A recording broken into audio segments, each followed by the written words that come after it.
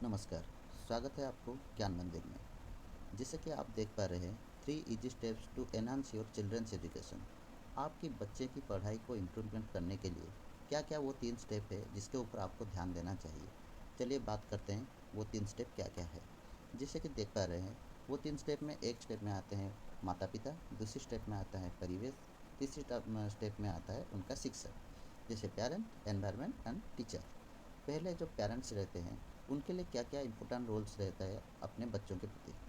Parents जो होते हैं उनको पहले से पहले बहुत इम्पोर्टेंट है बच्चों की हेल्थ के ऊपर ध्यान देना, क्योंकि बच्चों के हेल्थ अगर ठीक नहीं रहेगा तो वो कोई भी काम अच्छी तरह से नहीं कर पाएंगे। जैसे कि आप मान लीजिए एक बच्चा ज़्यादातर बीमार पड़ता है, तो उसको क्या, उस बच्चे को के साथ क्या हो रहा होगा, वो अपने हेल्थ को लेकर बहुत चिंतित रहेगा। वो कुछ काम करेगा तो उस काम में उसका मन नहीं लगेगा। तो चाहे पढ़ाई हो या खेल कूद हो, कुछ भी हो जाए, उसमें से उसका इम्प्रूवमेंट नहीं हो पाएगा। इसीलिए सबसे महत्व काम है माता पिता को अपने बच्चे के स्वास्थ्य के स्वास्थ्य के प्रति बहुत ध्यान देना ज़रूरी होता है। दूसरी बात आते हैं, जब पढ़ाई करने के लिए हम जाते हैं तो सिलेक्शन ऑफ स्कूल के ऊपर बहुत ध्यान देना चाहिए। क्योंकि क्या होता है ना, देखिए, जो बच्चे होते हैं सब एक जैसा नहीं होते। किसी का आईक्यू जैसे ज़्यादा अच्छा रहता है, किसी का कम रहता है। तो उसके हिसाब से आप अपने बच्चे को जजमेंट कीजिए कि हमारा बच्चा कितना आईक्यू का बच्चा है, कितना कैप्चर कर सकता है। उसके हिसाब से आप उसी स्कूल में दाखिला दीजिए। क्योंकि देखिए, जब गवर्नमेंट जब एनसीईआरटी का बुक्स है, और ये सीबीएसई पैटर्न होता है, और एक आईसीएसई पैटर्न होता है, और एक स्टेट गवर्नमेंट जो रहते हैं उनका एक पैटर्न रहता है। तो आपको पहले डिसाइड करना है हमारा बच्चे किस पढ़ने के लिए, कौन सा सब कोर्स पढ़ने के लिए वो लायक है। क्योंकि क्या होता है ना, समझो आपके पास बहुत पैसा है, आपने कोई अच्छी बड़ी बड़ी प्राइवेट स्कूल में दाखिला कर दिया या आईसीएसई का सब्जेक्ट चूज कर लिया। वो थोड़ा डिफिकल्ट रहता है CBSE N C R T pattern से, ठीक है। तो बच्चे क्या करेगा ना, उसको पहले पहले बहुत दिक्कत आएगा। वो दिक्कत आने के बाद वो डरने लगेगा। पढ़ाई करने के लिए वो धीरे धीरे डरने लगेगा, और वहाँ से अपना पढ़ाई से अपना पीछा छुड़ा लेगा। तब क्या होगा, डिक्रीमेंट डिक्रीमेंट आपका बच्चे का ही होगा। बाद में वो पढ़ाई में अच्छा नहीं कर पाएगा। इसीलिए सबसे बेहतर है आपके बच्चों के हिसाब से स्कूल का चुनिए, ताकि आपके बच्चे को ईजी लगे और हंसी खेलती वो पाठ स्टडी पर ध्यान दे सके। मतलब ये बहुत इंपॉर्टेंट रहता है जब स्कूल सिलेक्शन करते हैं। नेक्स्ट आते हैं प्रॉपर गाइडेंस। जब आप कोई स्कूल में दाखिला दे दिए, तो वो स्कूल का होमवर्क जो दिया जाता है वो प्रॉपर करता नहीं है कि नहीं। और आजकल तो बच्चे को ज़्यादातर प्रोजेक्ट्स दिए जाते हैं, और प्रोजेक्ट्स में जो जो चीज़ लगेगा उसको आप बाहर से खरीद के दे दीजिए, ठीक है। लेकिन प्रोजेक्ट बनाने के लिए हेल्प कीजिए, ठीक है, लेकिन प्रोजेक्ट मत बनाएं। जैसे कि आजकल ज़्यादातर देख रहे हैं, उनके माता पिता ला के प्रोजेक्ट्स बना लेते हैं और बच्चे लेके स्कूल में डिपॉजिट कर देते हैं। उसमें से क्या होता है, बच्चे को क्या सीख मिलती है। प्रोजेक्ट का वर्क एक अलग सा वर्क होता है, ताकि बच्चे खुद करें, प्रॉब्लम खुद फेस करें और प्रॉब्लम का सोल्यूशन खुद निकालें। आप हेल्प कर सकते हैं, ऐसा नहीं कि आप उसको पूरा बना के दे सकते हैं। इसीलिए आप इसका प्रॉपर गाइडेंस ज़रूरी है, और वो जो होमवर्क दिया जाता है स्कूल में या ट्यूशन में कुछ भी, वो कैसे करता है, ये आपको ध्यान देना चाहिए। और देखिए, सबसे लास्ट बात है इन्वेस्टमेंट। इन्वेस्टमेंट इस किस बात की हो रही है यहाँ पर। इन्वेस्टमेंट होता है अपने समय की, टाइम की। आप अपने बच्चे को कितना टाइम दे सकें, जितना ज़्यादा टाइम दे सकते हैं आपका बच्चा उतना इम्प्रूवमेंट करेगा। ये मतलब ये पूरा एग्जामिन किया हुआ एक ट्रूथ है। आप अपने बच्चे को जितना टाइम देंगे वो उतना इम्प्रूवमेंट करेगा। नहीं तो आप देखिए, आप एक बार इन्वेस्टमेंट अपने अपना समय का इन्वेस्टमेंट अपने बच्चे के ऊपर कीजिए। देखिए, वो जितना रिटर्न देगा ना, आपको ज़िंदगी में कोई भी जगह पे ऐसा रिटर्न नहीं मिल सकता है। तो इससे बहुत, मतलब रिटर्न चाहते हो, अच्छा रिटर्न चाहते हो, अच्छा खासा रिटर्न चाहते हो, तो आप अपने बच्चों पर इन्वेस्टमेंट करें टाइम का, ताकि वो आगे जाके आपको अच्छा रिटर्न दे सकें।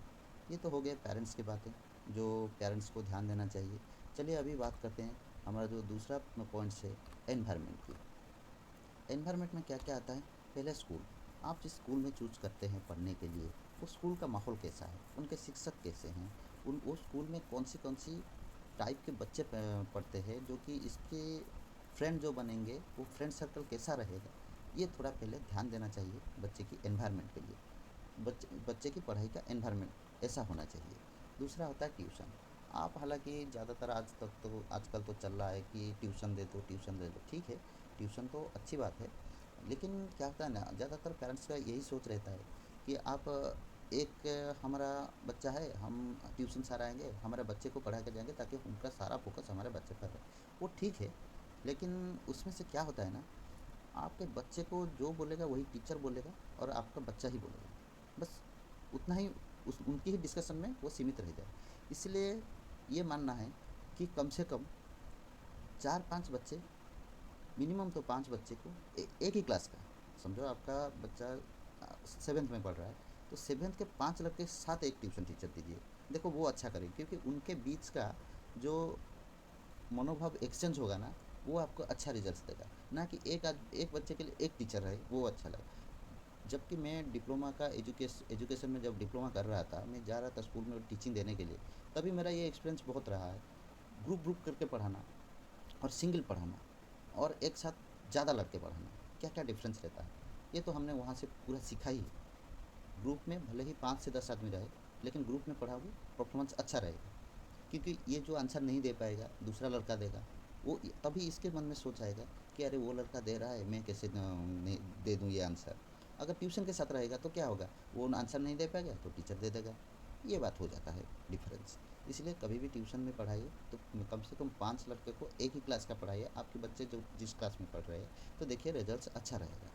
हालांकि बेहतर होगा एक बच्चे का एक ट्यूशन टीचर के बजाय। ठीक है, अभी नेक्स्ट चलते हैं। घर घर का माहौल भी ठीक ठाक रहना चाहिए। जैसे कि कभी कभी पेरेंट्स के बीच झगड़ा हो जाता है, कुछ दूसरा टेंशन रहता है, ये रहता है वो रहता है, वो सब बच्चे को पता लगना चाहिए। कब तक, जब तक उसका उम्र 17-18 साल ना हो जाए, उसको जिम्मेदारी ना आ जाए। वो पढ़ाई में क्या होता है, छोटे बच्चे से ये सब काम बात में इंटरफेयर करेंगे ना, तो उनको पढ़ाई में एक तो डिस्टर्ब होगा, और एक बात उनका माइंड भी उस तरफ चला जाएगा। इसीलिए ज़्यादातर हो सके उनको इस बात से दूर रखिए। हालांकि उनका जो पढ़ाई का बात है वो ठीक है, लेकिन हाँ, बच्चे को कभी भी दूसरे के बच्चे के साथ कंपेयर मत कीजिए, क्योंकि वो कंपेयर होने से ना उसका मनोबल घट जाता है। कैसे घट जाता है, देखिए, हर बच्चा एक नहीं होता है। वो 2 घंटा पढ़ाई करेगा, उसमें से 1 घंटा का पढ़ाई कैप्चर कर लेगा कोई दूसरा बच्चा। आपका बच्चा जो है वो 2 घंटा पढ़ाई करता है और उसमें से आधा घंटा कैप्चर करता है। तो इसमें से आप उसको कंपेयर नहीं करोगे कि देखो वो लड़का अच्छा पढ़ रहा है, तुम खराब पढ़ रहे हो, नहीं। आप उसको ऐसे समझाइए कि देखो, वो इतना पढ़ के इतना याद रख रहा है, तुम इतना पढ़ोगे तो इतना याद रख सकोगे। उसको एनकरेज करिए, ना कि डिमोटिवेशन कीजिए। ठीक है, उसको एनवायरनमेंट ऐसा बनाइए कि वो ज़्यादा पढ़ सके, लेकिन कंपैरिजन मत करिए। कंपैरिजन करने से उसका मनोबल घट जाता है। ठीक है, अभी दूसरे की ओर चलते हैं, तीसरी ओर, वो जो है टीचर। एक टीचर को बच्चों की पढ़ाई के लिए क्या क्या करना चाहिए। पहले तो टीचिंग स्टाइल देखिए, पहले जब होता था, जैसे एक सर थे, एक सर पढ़ा रहे होंगे, बच्चे सुन रहे होंगे, सर 2-3 क्वेश्चन कर रहे होंगे, जो लोग अच्छा पढ़ाई कर रहे हैं वही 2-3 आंसर दे दिए होंगे, बस कहानी ख़त्म। उतना तक होता था। लेकिन मैंने जब डिप्लोमा एजुकेशन में किया था, तब हमको ये सिखाया गया था कि बच्चे अपनी तरफ से लाए और अपना डिस्कशन करके टीचर के पास आए, ताकि उनको पर्याप्त समय मिले डिस्कशन करके हल निकालने का कोई प्रॉब्लम का। तब टीचिंग स्टाइल अच्छा रहता है। इसलिए मैं बोल रहा हूँ, 4-5 लड़के को एक क्लास का ग्रुप बना के पढ़ाइए, वो अच्छा करेंगे। ठीक है, वैसे टीचिंग स्टाइल होना चाहिए। और एक टीचर को क्या होता है ना, जब पढ़ाने के लिए आता है ना, तब उसको एक बच्चे को समझने के लिए कुछ प्रोजेक्ट जैसा बना के लाना चाहिए। भले ही वो अ, मतलब फिजिकली हो या डॉक्यूमेंट्री हो, कुछ भी हो जाए। उससे क्या होता है, बच्चे को समझने में आसान आता है। जैसे कि आप ये देख रहे हैं, ये पार्ट 1 है। पार्ट 2 में वैसे 1-2 वीडियोस बनाऊंगा कि कैसे कैसे पढ़ाते हैं, कैसे एनिमेशन के थ्रू पढ़ाते हैं, कैसे क्या करते हैं, वो पार्ट 2 में आएगा, एक बनाऊंगा। हालांकि अभी के लिए इतना तो चाहिए, एक मटेरियल्स का कुछ तो इंतज़ाम करके टीचर को आना चाहिए। ऐसा नहीं कि हम जाएंगे पढ़ा लेंगे, बच्चा सुन लिया हो गया, बस कहानी ख़त्म, मेरा काम हो गया, मैं चला, तो ऐसा नहीं है।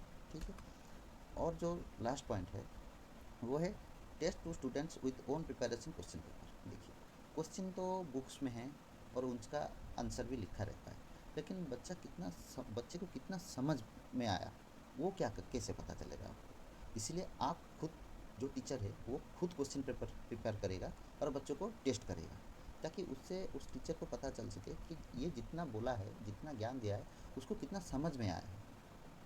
ना कि मार्क्स पीछे मत दौड़ो। मार्क्स तो देखिए, मार्क्स तो एक सिलेबस है, उसको आप रट के चला जाइए तो आपको मार्क्स मिल जाएंगे। लेकिन आजकल का स्टडी मार्क्स के ऊपर डिपेंड नहीं करता। आप हर जगह जाओ, एंट्रेंस दो, एग्ज़ाम दो, आप क्वालिफाई हो गए तो हो गए। वैसे ही क्लास का फर्स्ट क्लास बच्चा भी क्वालिफाई नहीं कर पाता है, क्लास का लास्ट बेंच पे थर्ड क्लास लड़का भी क्वालिफाई कर जाता है। ऐसा क्यों होता है? क्योंकि थर्ड क्लास बच्चा भले ही नंबर कम लाए, लेकिन वो पाठ को अच्छी तरह से समझ लिया है, इसीलिए वो क्वालिफाई करता है। इसीलिए पाठ मार्क से जितना इम्पोर्टेंट है, उससे ज़्यादा इम्पोर्टेंट वो कितना समझा है। ठीक है? तो इसके ऊपर टीचर को ध्यान देना चाहिए, ताकि वो खुद क्वेश्चन बना के खुद प्रिपेयर होके आएगा, तो उसको पता चलेगा कि मैं जितना पढ़ा रहा हूँ, बच्चा कितना पढ़ रहा है, कितना उसको ग्रहण कर रहा है, और उस वो अगर कम हो रहा है तो उसको कैसे बढ़ाया जाए, वो सीखना टीचर का काम है। ऐसे आगे वीडियो में मैं बताऊंगा कि कैसे मतलब पढ़ाना है। कौन 3-4 एग्जाम्पल दूंगा, एक टीचर ऐसा पढ़ाता है, दूसरा ऐसा, तीसरा ऐसा, तो आपको कौन सा अच्छा लगता है, बच्चे कौन सी टीचर वाले से पढ़ेंगे तो अच्छा समझेंगे, ये सब अगली वीडियो में बात करेंगे। तब तक के लिए नमस्कार। और आप नए हो तो चैनल को सब्सक्राइब कीजिए और बेल आइकन को भी दबा के रखिए, ताकि नेक्स्ट वीडियो आए तो आपको नोटिफिकेशन पहले से मिले। ठीक है? धन्यवाद, नमस्कार।